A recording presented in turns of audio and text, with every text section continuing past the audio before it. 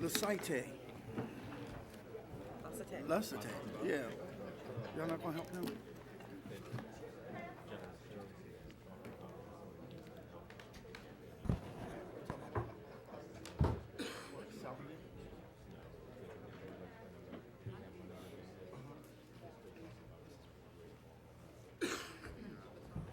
Okay. Right. Okay. All right.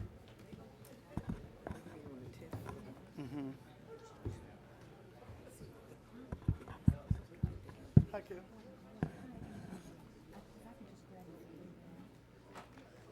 Okay.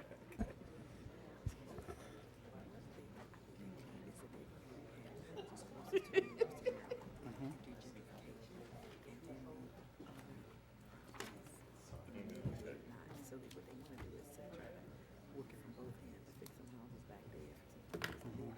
Thank you so we are really plan to get that side redeveloped as opposed to just putting it close to. Okay. Well, the plan that they showed the community, well, they was gonna fix up some of the stuff in the community as well, and that was gonna be affordable stuff.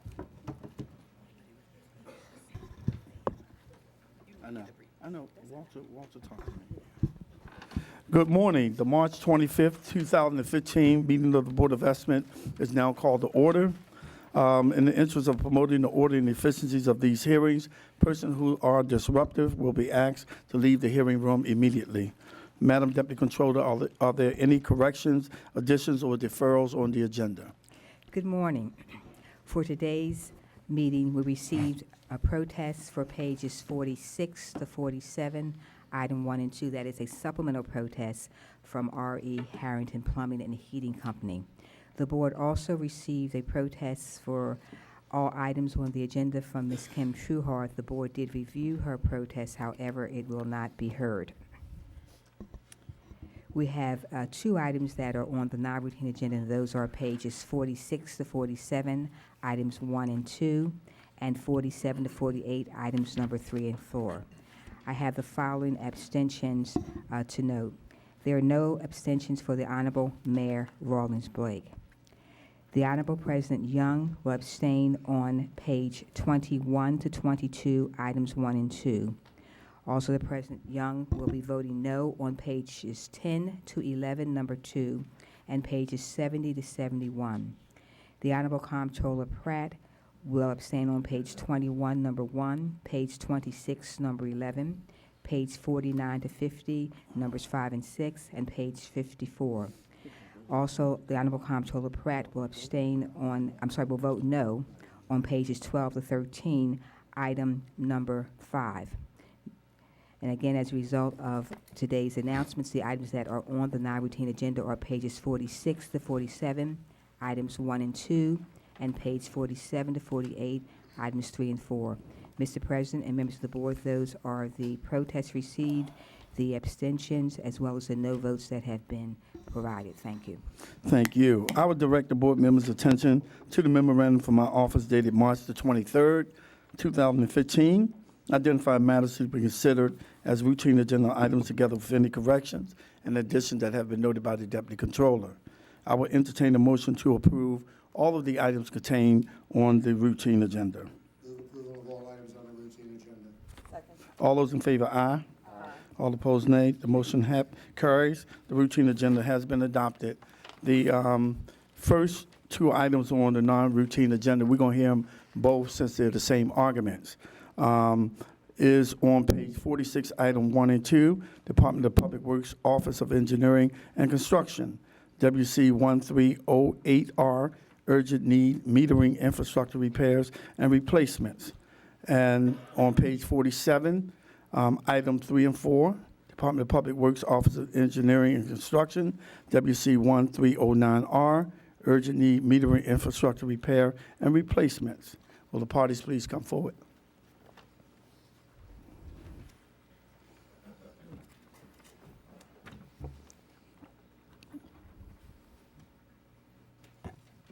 You can start. Good morning.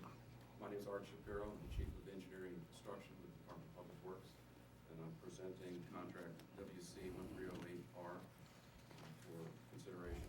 It's for AMI, AMR urgent need services. The bids were taken on December 10th, 2014, and there were 3 bids received. The low bid was from R.E. Harrington, $2.699 million. And the second low bid was from Metra Industries, $3.184 million. There was a issue with the bid documents, which urged the Office of Engineering and Construction to stand by its original recommendation for award to the second low bid, Metra Industries. Pam Shevitz, Minority and Women's Business Opportunity Office. We reviewed 2 bids for this contract. R.E. Harrington Plumbing and Heating was determined to be non-compliant because the statement of intent forms had been changed and it was not initialed by both parties. Metra Industries was also reviewed, and we determined them to be compliant with the 15% MBE and the 4% WB participation. Last week, it was brought up about, as part of the protest, it was brought up about sanitary contract 877. It should be noted that the main difference between the bids that were submitted with 1308R and sanitary contract 877 is that all of the information that was submitted on the statement of intent was a copy with the original bid for sanitary contract 877. With 1308R, the statement of intent actually included actual whiteout on the form, as well as copied information, as well as original information. So there was a distinct difference between sanitary contract 877 as well as 1308R, and as far as the submission of the statement of intent. A question with regard to the 1308 Form Bs. So were you able to actually see and identify the whiteouts on the Form Bs? Yes, you could actually see and feel the whiteouts. You could actually feel the back of it where it was imprinted with the actual numbers that had been changed on the subcontract dollar amount. So you could see both the numbers that were submitted and the numbers that have been whited out? You could feel that there was actual whiteout, yes. And did you try to read the numbers on the whiteout that were whited out? You could see that there was changes under the actual document, yes. Thank you. Okay. Thank you very much, Mr. President, and thank you, Mr. City Solicitor, for allowing me to file as a person who could participate as a lobbyist in this matter. I do appreciate it. As you can see, Mr. President and Madam Mayor, we sent in on March the 23rd a letter to. Yes, I will try to do that. You have to do more than try because you're recording. Yes, I understand that. I used to sit in the position and said the same thing, Madam Mayor, so I can appreciate it. Thank you very much. Let me indicate to you that there is no way to, as the city solicitor in 877 indicated when Mr. Corey came before the board and said that there's no way that we can tell when that particular whiteout was put on, because I still have not heard from the young lady to my right that there were in fact numbers which were changed, which were struck out, and other numbers inserted on those Form Bs. And I listened for that very carefully, could not hear it.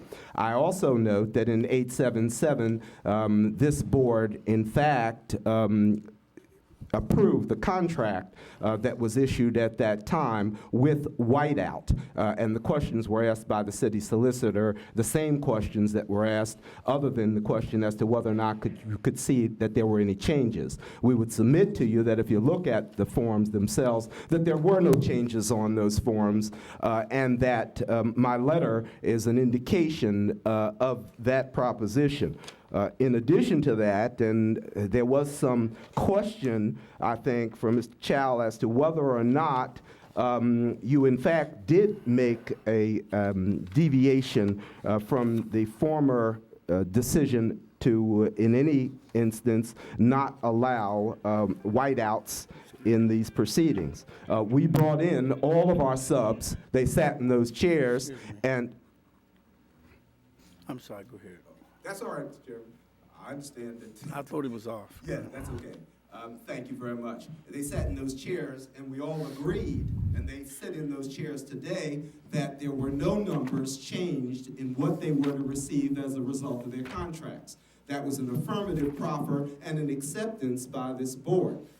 Last night at approximately 7:52, I received a call to have them all here and present today, which was surprising, but nevertheless, the company and Mr. Harrington was able to prevail upon them to come here today to say the same thing that they said a week ago in these proceedings, and that is that there was no changes in the amounts that they would receive as a result of the contracts in 1308. And they are here to say the same thing with affidavits today, as you have requested. That being the case, that there is absolutely nothing untoward about what occurred, the words of, I think, Justice O'Connor are kind of rolling in my head and have been since I left these proceedings last week, when she said discrimination in the construction industry is like a cancer in the blood on this society. And I think that when we look at what has occurred, Mr. Harrington, who is the low bidder by almost $500,000, it would be ill, I think, of the city to expect that the taxpayer should pay an additional $500,000 for whiteouts when not only the spirit, but the intention of the legislature in this case, is squarely before this board. Mr. Chairman, I don't mean to be vociferous, I don't mean to be controversial, but I do mean to expect justice for Mr. Harrington and for the subs who are here. Moreover, I think that one of the things that has been overlooked here is that when last week it was indicated that there was no, in the Metro bid, there was nothing that was untoward, that was just not the case. Once again, by the very documents which this agency had before it, it saw that on the Adams instruments, that Mr. Adams was in fact not a provider, but for anything other than services, and that there was a 25% MBE qualification that was put on those forms. Am I speaking into the microphone, Madam Mayor? Okay, great. So I want to make sure that I'm heard on that issue. I thank you very much for your opportunity to be heard. Thank you, Madam Controller. Yeah, it appears that we need to be consistent because, Mr. Nielsen, in the minutes of August the 14th, 2013, you stated that if the other party has knowledge of the change and concurs, you said that it is okay. And the subs that were here last week, they stood up and they were in agreement. So it appears that it should be okay, and that's by your testimony. I never said, and the board never ruled, that if the subs say it's okay, it's okay. Let me read it.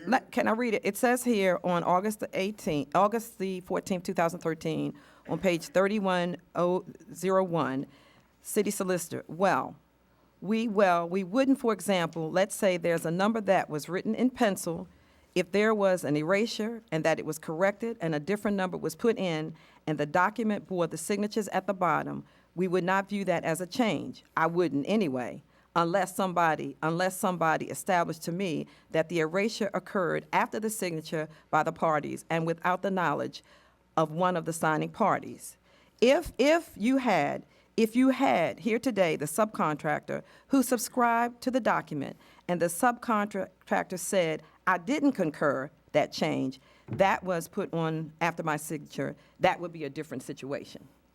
Well, yes, but the first situation was talking about an erasure that occurred before the subcontractor signed the document. But how do we know when they sign? In the case a year and a half ago, we were not able to determine that there was a change because unlike these documents, which are originals and you can see the whiteout, a year and a half ago, all the documents were photocopies. You could not tell whether there was a change, and if you assumed there was a change, you couldn't tell when it occurred. But you could, because on the basis Let of him finish, then you the can. facts before the board, on which the board ruled a year and a half ago. It's different in this situation because I have inspected, as have I think other members of the board of this board, the original documents submitted, and you can clearly see the whiteouts, and you can see the numbers. You can't read every digit of the number replaced, but you can see that numbers were there previously, and they were changed by whiteout. That's a very different situation from what we had a year and a half ago. And the nature of the documents with the signatures for the subs being photocopied signatures, not original signatures. Director Chow and I have looked at these original forms extensively, and we have them with us today. They make it clear that there is a change, and all of the circumstances make it clear that those changes were made after the photocopied signatures of the subs were put on the document. But on 870, Madam Excuse- Comptroller, hold I up, just wanna- hold up. Okay. I just want to clarify what's being said. Okay. In the case that was referenced in 2013, the whole thing was photocopied. So there's no original, there was no, as far as I understand, there was no ink and then photocopy, it was all photocopied. That's correct. On the form that we're talking about, the form that's before us today, there was a photocopied document. One of the critical things that was included on the photocopy was a signature. So the signature existed on the previous document. On top of that photocopy, which included the signature, there is whiteout. And there is no ink signature that accompanies that whiteout. So there's clearly the original document that was photocopied, including the signature, and then an edit. I understand that, however, on the statement of intent for 877, there is a signature of June the 11th, 2013, but then there is another notation that says, as of 10:30 a.m. on June the 12th, there's a change. So there was a change after the signatures because the signature has June the 11th, and on this document, you can take a look at it, Mr. Nielsen. No, it I've says- seen the document, yes, I know what you're Okay, talking, and the so- deputy so- comptroller raised that to the board, and the board found that that was not the kind of change that persuaded them to come to a different conclusion. Just to look at that. I still remember the echoing of your words when this matter was taken up a year and a half ago in another contract involving an outfit. You asked whether or not it was subject to scientific evaluation on the form. The answer to that, of course, was no, it wasn't. And the conclusion was that if you could not tell it, and you did not have it evaluated scientifically, then the naked eye, it seems to me, one could say was not enough. So I'm wondering what the difference is between now and then. Because here, as Madam Mayor has just said, and as I said previously, you can clearly see the whiteout on these documents, which was not the case a year and a half ago. You can clearly see that prior numbers were there, and you can tell from the documents that that whiteout and the changes of those numbers occurred before all the signatures were put on the document. And the But bottom Ms. line is that nothing has changed with respect to the subcontractors. Thank you, sir. Also, Mr. Nielsen, no one looked at the original documents of 877 because you asked for a deferral, and it was said that it was time sensitive. So we did not look at the original documents to see. Well, I think we were told what the original document showed. But we didn't look at the original documents. Well, that's because time. You asked for a deferral. We did not look at the I said- originals. I asked if deferral was possible. Yes. And the DPW said no. Right. Because of consent decree time requirements. So we acted without the original documents, but we have since gone back, since these gentlemen raised 877 and looked at those original documents, and they are all photocopies, they're not originals. You cannot tell, just as you couldn't a year and a half ago, whether a change had been made, and if so, when it had been made. That remains the same as it was And a I year and a believe half that ago. we do have both those documentations here, Right. 1308 and 877.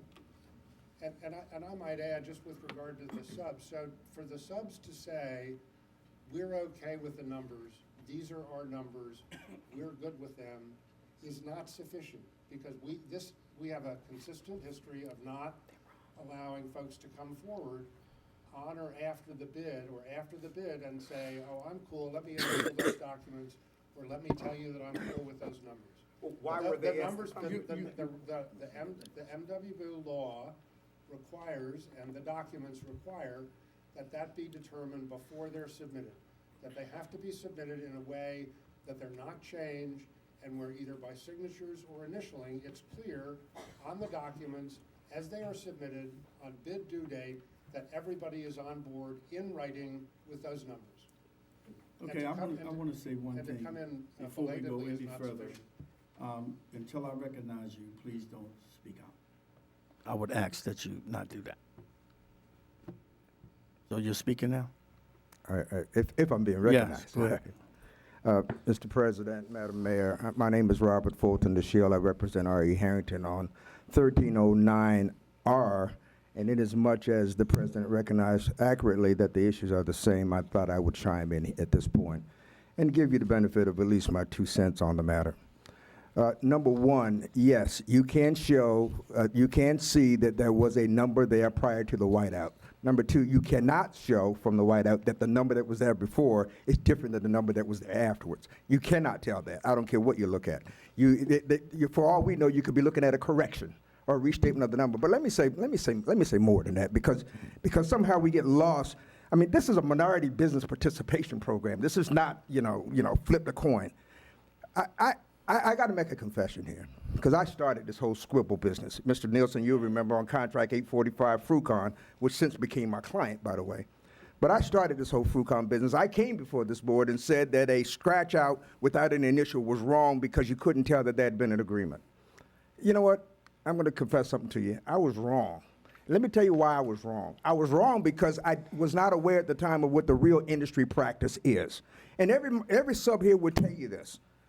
The real industry practice that has been known to the city from going all the way back to Shirley Williams is that, frankly, all these forms are signed in blank. That's the real deal. Every single one of these forms is signed in blank, and not to evade or to the MBE requirement, but as a necessity, and here's why. If I'm going to give you a price to do hauling, I'm not going to read through 70 pages of drawings and specifications just to tell you that I'm going to charge you $50 an hour to haul, or $10 a load, or $15 a cubic yard. I'm going to give you my price list, and I'm going to let you choose which services you want, what certified services you're going to include, and you fill the form out. That's exactly how it's done. Every one of these subs here, including the president of the association, would tell you exactly that's the way it's done. And that's the way it's always been done. Why has it been done that way from the prime contractor side? Because the form requires a statement of a percentage which cannot be calculated till all the other numbers are in place. Nobody's riding around with a truckload of MBEs in the trunk of their car saying, sign this form after I calculate my percentage. It's just not done that way. So it is, in fact, disingenuous. It is disingenuous, and it is disingenuous to throw a bid out because a form was changed after a signature was put on it, when in fact the signature was put on it when the form was blank in the first place. That's the truth of the matter. Madam Mayor. That is the truth of the matter. After you finish, the mayor is going to respond. I'm done. The challenge is that it seems disingenuous to fight to establish a rule, and then when it doesn't work for your client, say that the rule was wrong. Well, Madam Mayor, what's wrong is not to admit that you're wrong when you are. And I'll be honest with you. This is probably not the first time in my life I've been wrong. It's probably not, but it's not the first time. This board hasn't been nearly as consistent as what Mr. Nielsen professes. The fact of the matter is, prior to 845, there was no rule.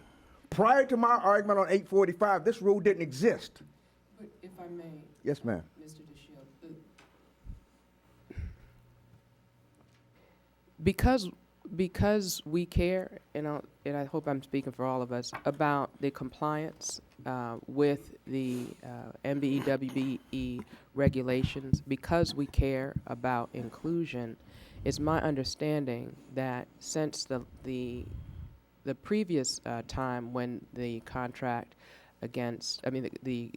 when Mr. Harrington had the apparent low bid but was rejected because of a mistake, it was my understanding that my office worked with his team to make sure that they understood all of the, how to fill out the forms, what was acceptable, what wouldn't be accepted, so we wouldn't be in this place of having what we're saying is, what you're saying is a technicality that should be overlooked. So we wouldn't be in this place again. Like, we went, and it's my understanding that we worked with the team to say, this is how it's done, this is what's acceptable, this is not acceptable, this is what you need to put in, because we want to see him be successful. Well, Madam Mayor, what happened here, and this was to facilitate the city's interest in providing the low bid. What really happened here is on the day of the bid, Mr. Harrington, just like a lot of prime contract bidders do, received a last-minute quotation which had the effect of lowering his bid price. These ladies, they were on their way out the door with the bid, with no changes, no whiteouts, no anything. He comes in with a lower price because at the end of the day, there's supposed to be at least a presumption that if you're the low bidder, you might get awarded a contract. That's true in almost every other jurisdiction. So when he calls into his staff and says, I've got a lower bid, they're on their way out the door. That's why the change was made at the last minute. It wasn't because, and they appreciate the fact that you worked. It wasn't so much a mistake. It was the effort to try to make sure that they submitted a competitive bid, which happened to be, in this case, the low bid by $1 million on my contract, $500,000 on Mr. Smith's contract. Madam Mayor, there's nobody in this universe that cares more about minority participation than the people standing at this podium, particularly me. I've been doing this for almost 40 years. Almost 40 years I've been dedicated to this. The original program was written for the city by me. The first ordinance was drafted by the city, that, with all due respect to the former president, was drafted by me. Nobody spent more time doing this than me. I organized the Minority Contractors Association, so the notion that I don't care or that I'm changing because I got a client that says something different is wrong. That's really not true, and I know you weren't suggesting that, but it really isn't true. I changed because I was wrong. I changed because the industry practice is exactly as I described it. I changed because I got 7 contractors here who are going to lose a lot of money from not awarding a contract to a certified minority firm. That's the thing that really gets me. We've taken the purpose of the law and turned it on its head. It wasn't supposed to be over technicalities. It was supposed to increase minority participation. That's what we were supposed to do. So, Joan? So, Mr. Nielsen, why did we ask the subs to come down today? What was the purpose? Well, we've actually learned a good deal from Mr. DeShield about what happened here. So I suppose we don't need to hear that from the subs. What happened here is the contractor took previously signed documents, made alterations of them at the time of the bid, changed information on them, and while that may be pragmatically what they need to do or what they had to do in this case, in doing so, they violated the requirement of the Form B, which says information can't be changed. So Mr. DeShields has spared all of the subs of having to confirm what he's just related to. Now, Mr. DeShields then, so we then have a situation where we establish. You say more than what I said, Mr. Nielsen. Let me say something further. The prices ultimately weren't changed because every one of these subs submitted a unit price. The only thing that got changed was the aggregate. The amount that they're going to get paid for the unit for the work that has not changed, and that's what they're here to say. Well, the number on the form changed. Yes. Clearly. Yes. And that's clearly contrary to the form.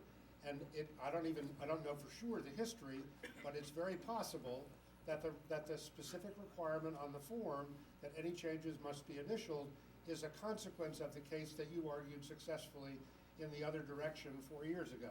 So we make the rules based on what happens. We have to follow the rules, as inconvenient and difficult as that may be in situations like this where the rules weren't followed. So, you may think we're being a slave to the rules. Yes. The rule has a purpose, which is to avoid creating a situation where the prime can basically jam, and I know you're saying that's not true here, can jam numbers down the throats of subs, which they really weren't on board with, and we don't know that they were on board because we don't have those changes initially. Comptroller. I say the easy way to do it. So if you've got a situation where there's a last minute change and you've got a bunch of MBE and WBE subs, you need to have them with you so that when you make the changes, they can initial. That's what I just said. You want to ride. You want somebody to ride around with them in the back of the pickup or the trunk of the car. These are big contracts. Mr. Nielsen. What the bid dates are. So there are other ways of dealing with this problem. Yeah, they are. And frankly, I'm working with your office to change that. You know what I suggested 4 years ago that will change it today? Modifying the bidder affidavit to add a clause that simply says that I certify under oath that the minority participation is true and accurate as submitted. That's all. And stop playing this game about last minute changes. Stop forcing a square peg into a round hole because it's not working. And it's taking the purpose of the program and turning it on its head. We understand that, but you can't change the rules in mid-game, okay? So we have had conversations internally about changing the line that appears on the Form Bs, and about addressing the practicalities of the process, we will do that. And we will be delighted to have your input on it, but that's the next game. We cannot change the rules now in midstream. Mr. Nelson, you're talking about changing the rules. When you bid a public contract, you have an expectation of award if you're the low bidder, not if you're not the low bidder. Anybody who bid higher than R.E. Harrington had no reasonable expectation of award anyway, so you're not changing the rules for anybody. The fundamental rule is low bid is supposed to win. That is the fundamental rule. Low bidder compliant with the rules. And that's the way the MOO program has always been run, and we happen to have a rule that you disagree with, and we're gonna take a look at it, but again, it's like, you can't play the first half of the game and then change the rules at halftime because you don't like the way the game's going. You know, we could debate this for a long time about how consistent your position has been, how consistent your advice has been to the board on one matter or another. The bottom line here is you've got a low bidder, a certified minority firm at a cost of $1.5 million lower than the next highest bidder, with all of the subs saying that they agreed with the price on bid day, not afterwards, but on bid day. That's what you're presenting here today. And instead of trying to find a way to enhance the minority business program by increasing minority participation, instead of trying to find a way to save the city $1.5 million, what you're sitting here doing is uttering phrases that say we've got to be consistent to a rule. Harrington submitted another bid on another contract that's before us today that's clean. 1330, no violation that we can discern, so it's possible. Madam Mayor. I'm done. Did you have something to say, sir? No, I understand what you said, but that bid that he's complying has nothing to do with what we're talking about today. And again, Yes, you know, say it there. Mr. Nielsen, you said that if other parties have knowledge and they concur, then it's okay. That's what's in the minutes. Respectfully, you're taking the words out of context. Madam Mayor. No, it's in writing.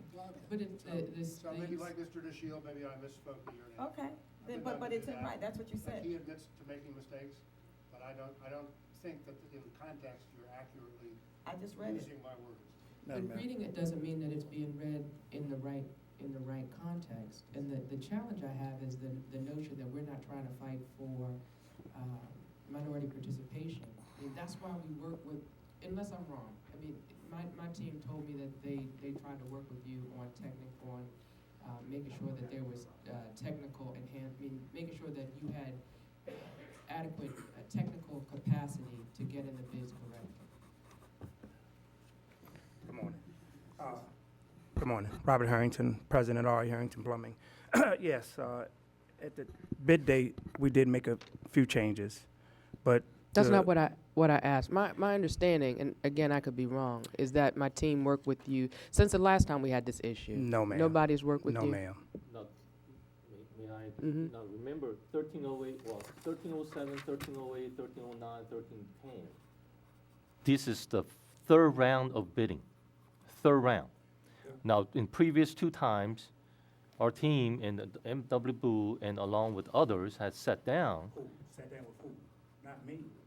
Who you sat down? somebody from your team. No, sir. No, sir. So you're saying that we have never advised you in terms of proper way of filling out the forms, of helping you and guiding you in Well- terms of submitting a clean bid? No, sir. Not from, I don't know who he talked to. Didn't talk to me. So Mr. Chow, do you know who from your team? Do you know who from your team If sat you can down? give me a name. Tom Corey previously. No, sir. He sat down with. No, sir. Never heard from Mr. Coy.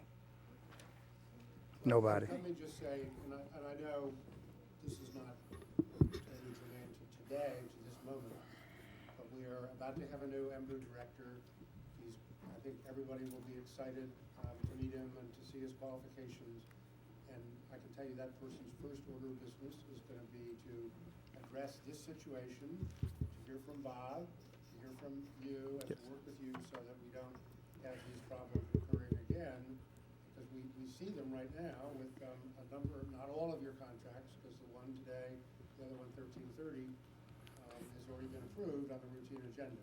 So we don't want to have you back here regularly. We don't want this to become a chronic problem.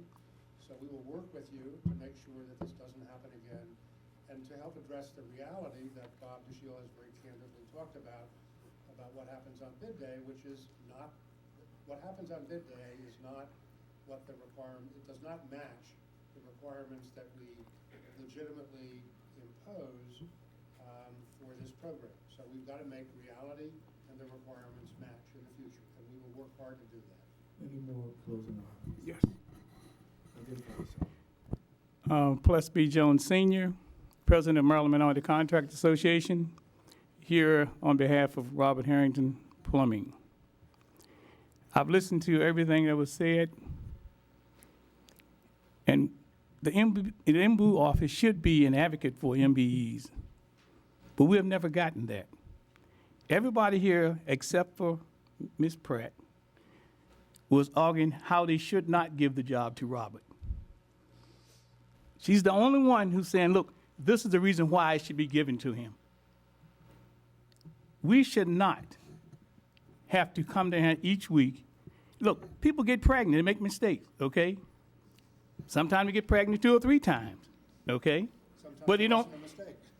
but they don't throw him away, okay? He is a certified MBE for 25 years. Mr. Young, you talk about you want minorities to get jobs, you want to work the people in the community. That's what he do. Now, he had, what, 3 jobs that day that you bidded? 4 jobs he bidded that day, all going in at the same time. Okay, all of them going at the same time. It seems to me that in order to save the city $1.5 million, he is the low bidder. What's the purpose of not giving them to him? Only because you don't want him to have them? Okay? Well, That's a mischaracterization. well, just let me speak, let me have my piece, because that's what I see. I'm not gonna bite my tongue to nobody, okay? Robert Herring was down here 1.5 years ago when he was low bidder on $10 million worth of work, okay? He was MBE short by maybe 2% or 3%, because somebody, he had it going in, somebody, he told him they were certified, they wasn't. That cut his MBE by 2 or 3%. The second bidder was short too, by 1% or percent and a half, but they gave it to him. Shouldn't have. I mean, typically, if Hey, they're two bidders, and they're both short because of that kind of problem, Yeah. They're both they non-compliant, would right? be both Well, non-compliant. he wasn't non-compliant. Y'all didn't make him non-compliant because you made Robert non-compliant. I'm here to represent the MBE community. And if this is what we're going to get today, then I just don't know what to do. Except do like Jolly, take to the street. That's what Jolly and Jolly vets do. Let's go march. I would invite you know, as I think I said before, I would invite you and Bob and whoever else you want to. I'm not talking about tomorrow. I've been told too many things about tomorrow. I'm talking about this bid today. He have been denied too many times to be denied again today, okay? And I thought I had the floor. I didn't finish, no, I did not. He reached and grabbed the mic. All right, well, finish up, Mr. Pless. Thank you, sir, Mr. President. You know, and I think that we need to do something today. This board need to show up today, okay? Not tomorrow, not what we're going to talk about. We've been to too many outreaches and all this for years. What we get, nothing but a few crackers, okay? Today, we have a gentleman here that's low bidder on really 4 bids he's going to be. 2 that's on the board right now. And the board need to do something about it. Thank you. I'm sorry. Pam Shevitz, Minority Women's Business Opportunity Office. I just want to say that we have been very consistent with our rulings in determining non-compliance and compliance, whether the prime bidder is an MBE or not a non-MBE. And we apply the same rules across the board when we're dealing with bids. So to say that we're ruling differently when when the prime is an MBE or not an MBE, I take Well, offense to that. If I may, Mr. President, that they have ruled differently on the issue of what a supplier is. I listened, this was a footnote in Mr. Smith's argument, but I heard somebody say that Metro is compliant. Metro is not. K. Adams is a diesel fuel supplier. On everybody's bid, he's listed in that section of the Form B for suppliers. He's not listed as a subcontractor, but yet we heard last week that we regard that as a service. I mean, that means that everybody who's selling something can be providing a service. Mr. Adams is here. He would tell you that he's only submitted a price as a supplier. He would tell you that that's all he does. He doesn't perform any work on the job site. He doesn't do anything. He brings the oil in and he leaves it wherever they tell him to leave it, whether it's in a storage facility or back of a truck, wherever they tell him to leave it, that's where he leaves it. And he's always been placed as a supplier, and Metro and everybody else listed him as, there's a separate section on the Form B for suppliers. He's not listed up top where you can claim 100% credit. He's listed under the supplier section. Ma'am, you had something to say? And as far as the fuel oil, I would like to say also that we have consistently used fuel oil companies as a service company, like a fueling service. In fact, Mr. Jones here was awarded a contract as a prime contractor where he used a fuel oil company for 7% of a 10% WVE participation goal. And we considered it a service. We did not apply the 25% supply limit to that contract, just like we did here. Okay, you have something to say, Yes, ma'am? my name's Kim Letke. I'm the WBE listed on the contract. I think the facts show that the MBEs all agree that the numbers have not changed and that there may have not been some whiteout done. The board has consistently made an opinion on different contracts, on the face of the contracts, whether or not they were within a certain limit of service versus not service. And if there's two problems with two of the first low bidder and the second low bidder, then you should either throw the whole thing out and rebid it, or you should give it to Mr. Harrington, because the second bidder is going to have the same problem as a challenge from Mr. Harrington, because he's going to challenge K&K Adams Fuel. But in the face facts is that they simply, clearly, all the subcontractors agree with the dollar value.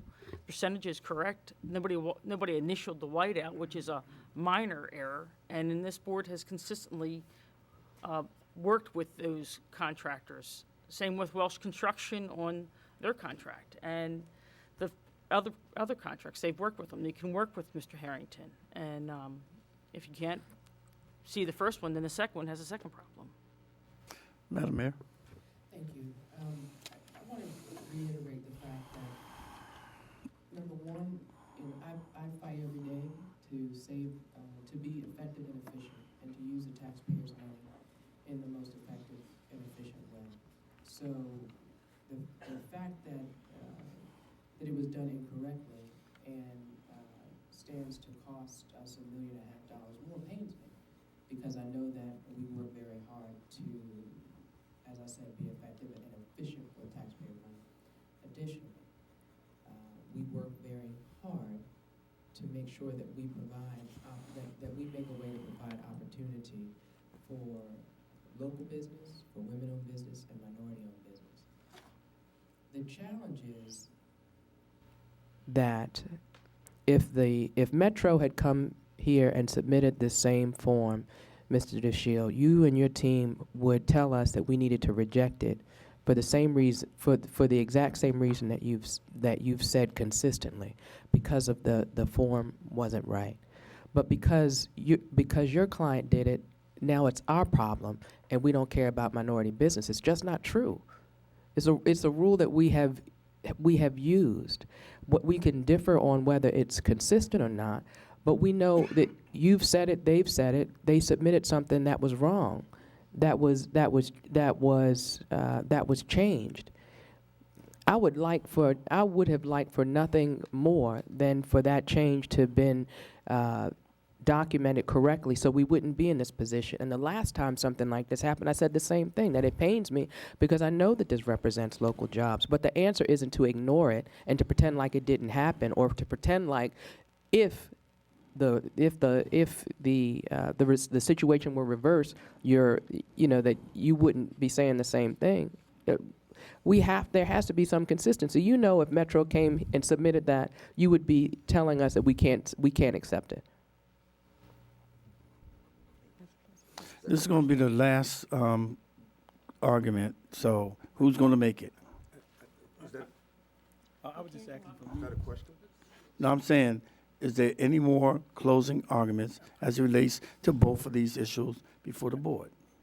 Let me say one thing. In response to what Madam Mayor simply just said, this is not an issue of integrity on the part of you or the city. I recognize that there is a rule, but I also recognize that consistency is the hobgoblin of little minds. The fact of the matter is, we got to keep in mind the ultimate objective here, and who's harmed. Metro isn't harmed by an award to somebody who bid $500,000 lower than them. They didn't submit a bid expecting to win if they were $500,000 higher than the low bidder. The purpose here, the purpose of the program is minority participation. That's the purpose of the program. And that's what we're losing. We're not only losing the subcontractor participation, but we're losing the value of the work that Harrington would perform with his own forces. And I differ with Ms. Shevitz and the whole program that says minority prime contractors are the same as non-minority prime contractors. That's simply not true. It's never been established that way in the law, and it's not true as a matter of practice, because every other sub that Harrington uses is also going to be minority, well above the 10% or the 15%. And I defy you ever to have a non-minority prime contractor who ever gives you more than the minimum required. So there is a difference. There is a difference to the overall achievement of the minority program, and there is a difference to minority participation. It's not a matter of integrity, Madam Mayor. It's a matter of simply doing what is right. If it's right today, do it today. If we didn't do it right tomorrow, we can't get that. We can't fix tomorrow. We can't fix yesterday, and tomorrow's not here yet. Today is really the only day we have. Do what's right today. Let's not be bound by what the Shield said or anybody. You know what's right. So I was wrong. Okay, brand me, tar and feather me. Do whatever you want. But don't throw away the minority program simply because somebody who didn't have a right to the contract bid and said that they're in compliance. And that's just wrong. I'm sorry I'm emotional, but it's just so wrong. Plus, Mr. Jones. Maryland Minority Contract Association.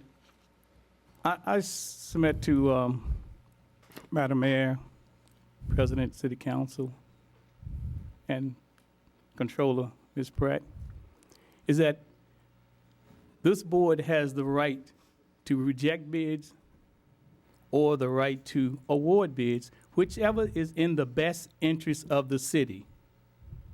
In this case, the best interest of the city and the best interest of the minority community. So y'all have that right to do what you want to do that's the best interest of the city. Robert made a mistake before, yes, he did. Whatever Bob the Shield say happened to her, yes, it did. Whatever happened on 877, yes, that happened. But y'all have the right, and the law is on your side, to do the best thing for the city. This case, saving the city $1.5 million. Y'all can do this today, and also helping the minority community. Thank you. Thank you. Anyone else? I'll entertain a motion. I'm going to move that we reject both bid protests without going into all of the reasons other than to say we have rules that are governing now, and it's important that we follow them. It's also important that we revisit those rules, and if you want to make as a condition of the motion that the MWU office and the law department and others come together with recommendations around this subject within 30 days, I think that would be appropriate. Second. All those in favor say aye. Aye. All opposed, nay. Nay, I vote no because by Mr. Nielsen's testimony, I don't see the difference between an erasure and a whiteout. And by your testimony, you said if there was an erasure and that it was corrected and a different number was put in and the document with the signatures at the bottom, that you would not view that as a change, and if the subs concurred, it would be okay. So I vote no. The motion carries. There be no more business before the board. The meeting will recess until bid opening at 12 p.m.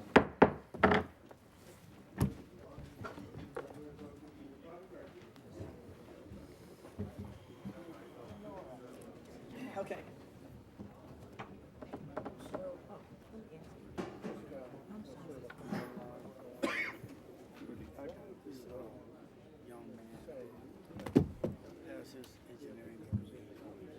No, this is a different one.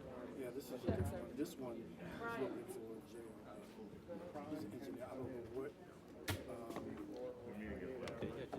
Just shoot it. We're gonna be hiring 30 engineers this year. He had texted to me before. I know we did it too. I mean, you can't win. I'll call you with the stuff. Okay. Hey, Michael. Yeah, just shoot it. Thank you.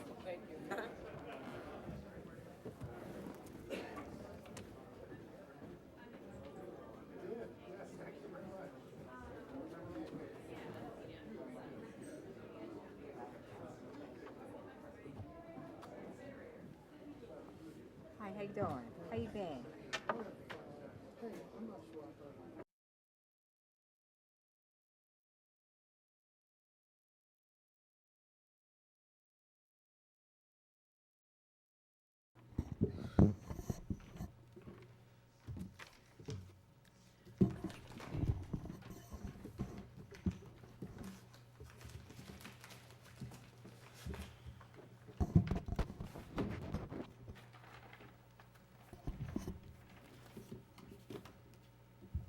Good afternoon. The Board of Estimates is now in session for the receiving and opening of bids. I have the following addendum to read today.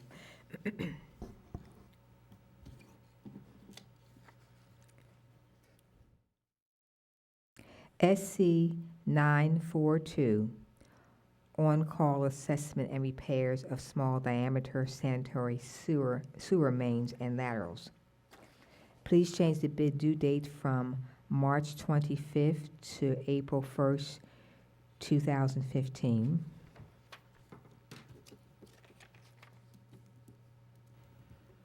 SC 943, on-call cured in place sanitary sewer lining. Please change the bid due date from March 25th to April 1st, 2015.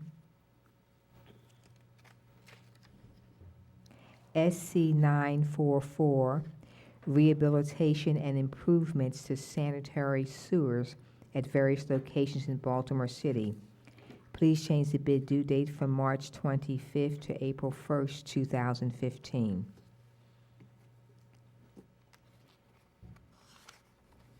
WC 1295, Towson Generator and Main Substation. Please change the bid due date from March 25th to April 1st, 2015.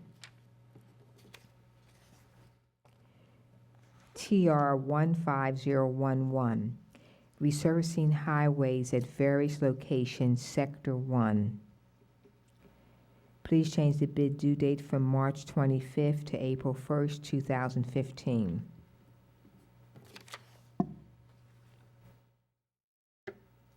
GS 14800, third and fourth floor courtrooms at Mitchell Courthouse. Please change the bid due date from March 25th to April 8th, 2015. And the final addendum we have is one that came late, and that is for B50003895, provide public swimming pool maintenance repair services and new replacement parts. Please change the bid due date from March 11th, 2015 to March 25th, 2015. Those are the addenda for today. Hearing no objections, so ordered.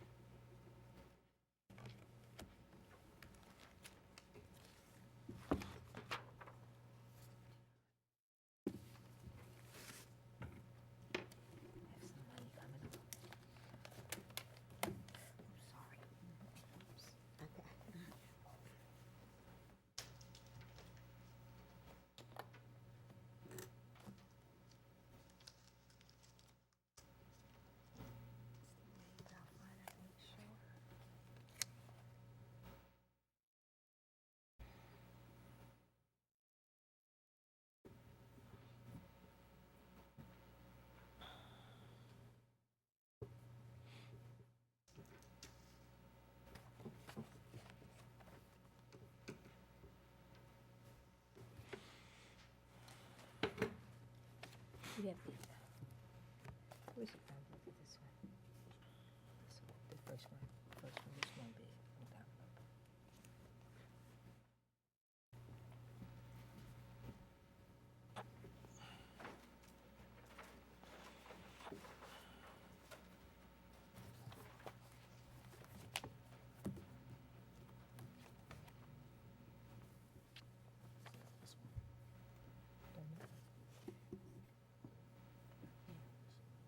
Their name's not here.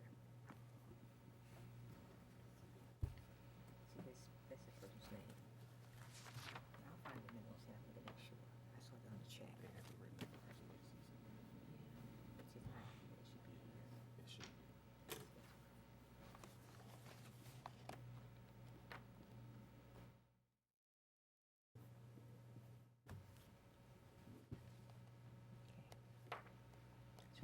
to read it too. I had to find it. Thank you. My name is S-H-A-N-E.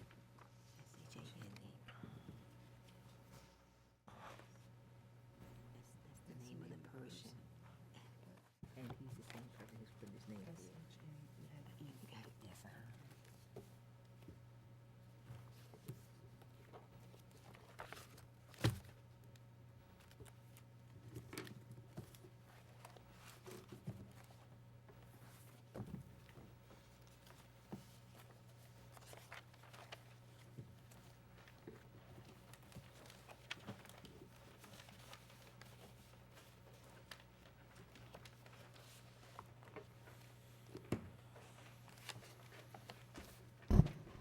TR 14021R, utility location test holes and boring for engineering projects citywide.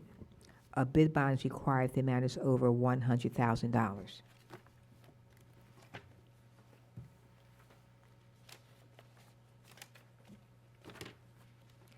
HSA Inc. with a check.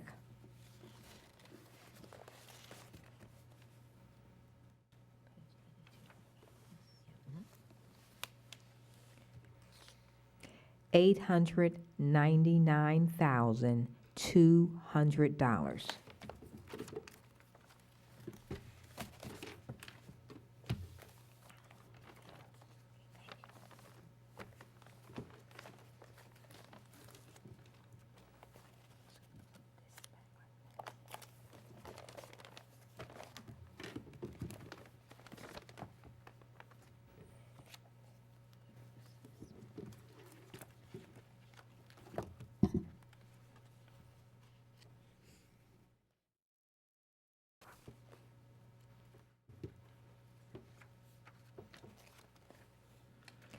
KCI Technologies, Inc. with a bid bond.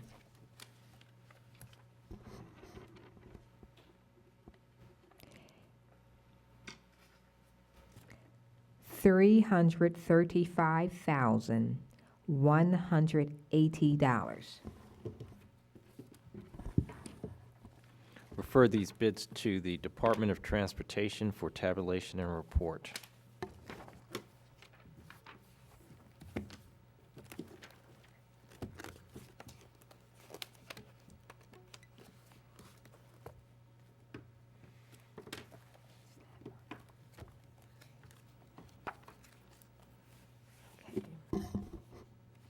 TR 15001, reconstruction of footways citywide.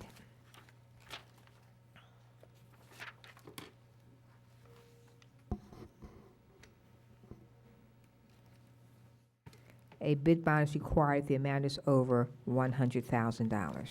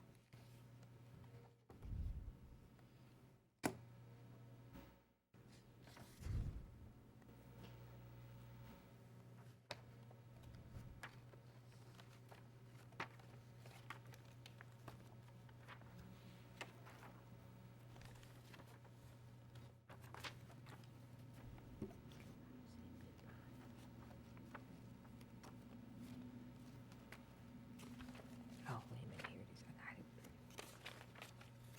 Okay. Civil Construction LLC with a bid bond.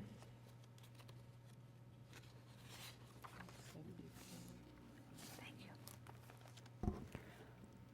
$1,391,625.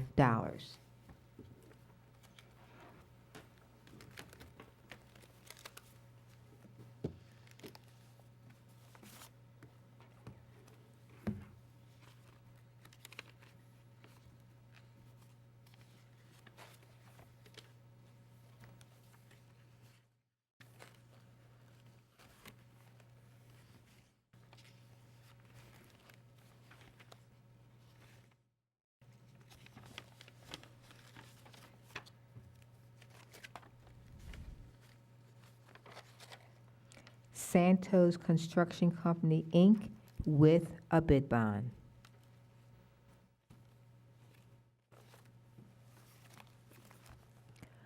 $1,266,435.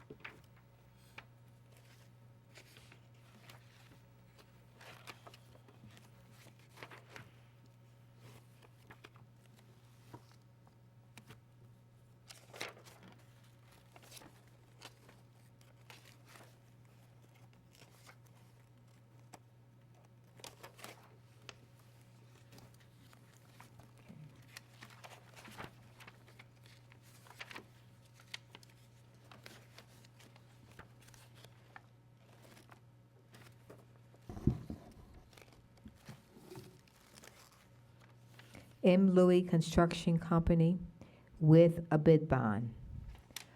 $1,182,515.30.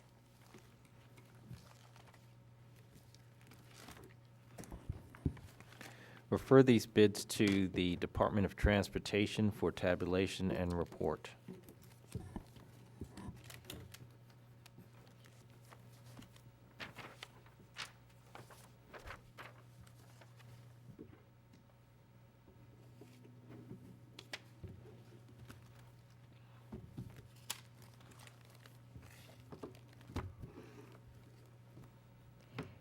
TR 15002, reconstruction of footways citywide.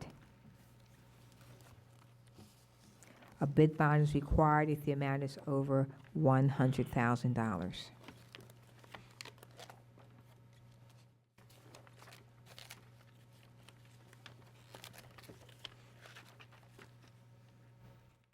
Civil Construction, LLC, with a bid bond. $1,323,125.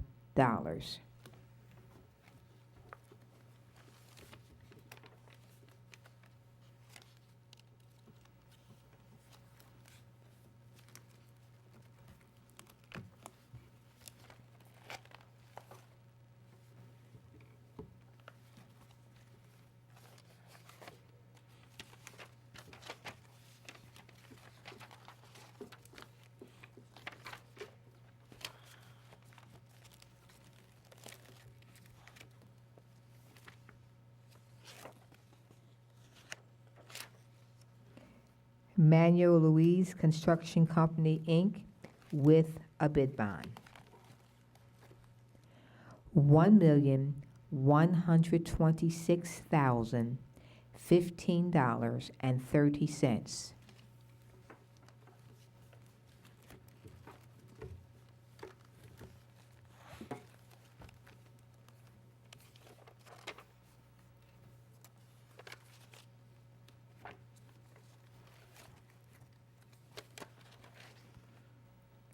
Machado Construction Company, Inc., with a bid bond. $1,188,224.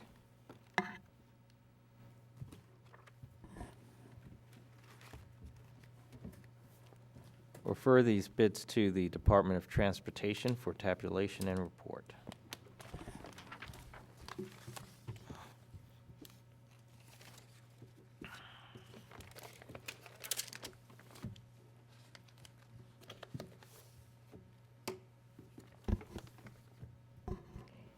B5000, 3895. Provide public swimming pool maintenance, repair services, and replacement parts. A bid bond is not required.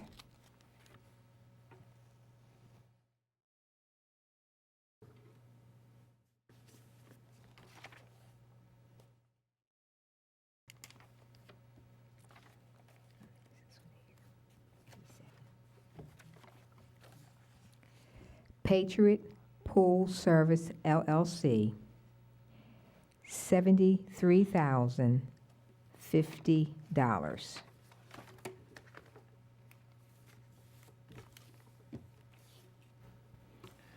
Refer this bid to the Bureau of Purchases for tabulation and report. Okay.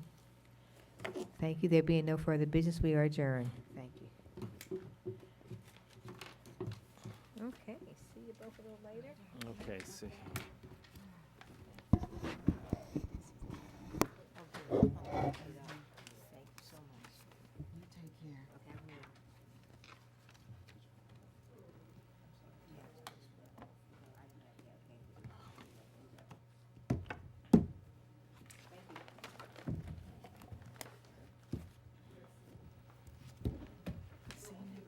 I will. Okay, see.